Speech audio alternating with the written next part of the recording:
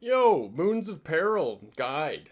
Yeah, just decided that it's time for me to make a bit of a Moons of Peril guide. This is going to be a walkthrough of how to do this sort of trio boss kind of thing. It's kind of like Barrows, where you kill the bosses and then you loot the chest at the end. So, yeah, great fun content, great rewards for both main accounts and Ironman accounts. And now that I've done quite a bit of it, I feel like I wanted to make a guide just to kind of explain what it is that you need to know. First thing I would recommend stats. We'll quickly go over that. I would say you want to aim for 80s, 80, 80, and 80 for that. This content, you need to have good defense. I wouldn't do this with less than 75, 80 defense. Attack and strength too, like, it depends. If you have really good gear, then you can get away with 70s, but if you have poor gear, you need to have 80s. Simple as that. I can explain why as we're going along. For the gear, you want to prioritize tank gear as much as you can. This is my best gear on my hardcore Ironman here. You need tank gear. So 3 pieces of, like what this guy's wearing too. 3 pieces of tanky sort of plate and legs. You don't want to wear a torso. You don't want to wear a rune. You want to wear like dragon or barrows. The Nate is not helmet. Like my helmet would technically be better than that helmet by a little bit. Obviously, I don't have dragon boots yet, so climbing boots will do.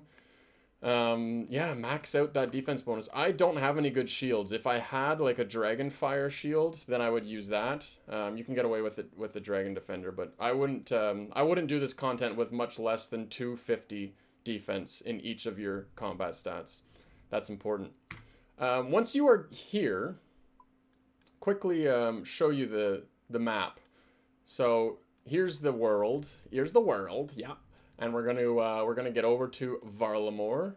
Yes, the new content. You can teleport to Civilitas Illiforeskin right here, or you can take a Quetzal from Varrock. I mean, feel free to run, but there's a Quetzal that lands there. There's a Quetzal that lands up here. Get in to the Cam Torum, come up here, do the quest first. But this is how the layout is. There's chambers. There's 2 like prep chambers, and then there's 3 bosses.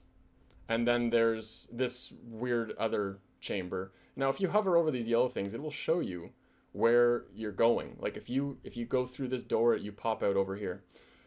So basically, once you land in here, I take the northeast, which puts me to here. And then I walk over to here. So pretend you're starting here. This is what I do. So first thing, we need some fishing supplies and some herb lore supplies. I'm going to grab 4 potions. And then I've got my big fishing net. Gonna take some thingies from here. We need 4 of these. Smelt them down into dust. Drop the pestle and mortar. Put this together. Now we're gonna fish. You click on the fishing spot. I've marked these. You can AFK. You can just be like, you know what, AFK right now. I'm just not even gonna touch, and the fish will get caught. If you wanted to, you could try and catch them manually. So see, like, if I get a fish that goes, oh, that one's going over here, move over and catch him, move over and catch him, click here to catch him, click here, oh, that one's going over there. That's kind of how it works. It's kind of cool. So we're going to cook these up now and go into our first boss fight. Now, the best item, there's 3 combat styles, slash, crush, and stab. Each of the bosses are weak to a different one. The zombie axe will work for all 3 bosses. But this one here is weak to stab, specifically. So if you want to go with stab, then that's your best bet. I don't have a stab weapon. See how this guy's using a Blade of Saildor on stab? That's good. That's pretty good. Drink your potion right away because it boosts your stats. It's a super combat. So that's good. Now, in this part, I've got a zombie axe, which is, again, pretty good for this. I'm just on the hack option. You know, hack is what I used to do anytime one of my friends gave me their password back in the day. It was just a good time. Really, just free stuff. Yeah, see how I'm clicking around? Yeah, that's what you want to do when you get to here. Okay, for real, when this special attack happens, you click on the guy's feet. See, click on the feet, click on the feet, click on the feet. And you're going to smack him up. If you had a Osmumpton's Fang or a Rapier, that would be best here. Maybe a Noxious Halberd. Anytime you see these lit up suns, or moons, I guess they are, on the ground, stand on them. That's it. That's all you need to know. There's another special attack in that one that we didn't get to see because I smoked the boss. Here's another prep room. You can take hunting supplies, as well as herblore supplies here. And you can use that to, see this guy's catching some lizards. So you would set up your rope to do this, rustle the bush, catch the lizzies, and good to go. Moving on into the next boss fight here.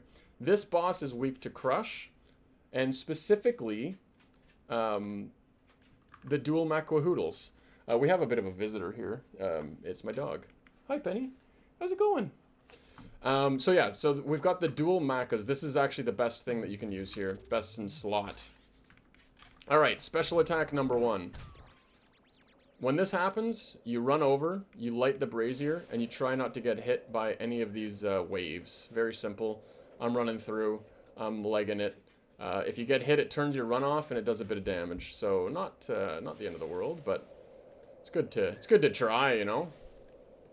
So just yeah, just having a good time with this. Come back to here. This is after the wave phase. You're gonna be in the southwest moon starting. So piety goes on, and then we double bonk. The reason why a two-handed weapon, so Torag's hammers, dual Macahaurlatas, and then the like glacial hammers. These are the 3 best things you can use here. This scythe also is very good. Blue Moon is weak to crush. And it also has a flat damage bonus of like 4 or 6 per hit. So my hammers are hitting 2 times, and each time it hits you get 6 bonus damage. So that's 12 bonus damage per 4 ticks. If I used a 4-tick weapon, just like if I used a, I don't know, a whip. First off, it's not weak to slash. Second off, it only hits once, so I only get that bonus damage once. If I could use a 1-tick weapon, you'd be hitting 4s every single time, which would be cool. Also, I hope in leagues they put the 1-tick Macahaurlatas in. So, anyways, you can dress like this guy if you're a max Chad gamer, twisted tie. But yeah, smoke that boss because of the Macahaurlatas. They're expensive now. Alright, so I'm going to click Make Cuppa, and that restores my run to max. We're going to the final boss now. This one is the hardest of the 3. You need to have good defense to kill this one.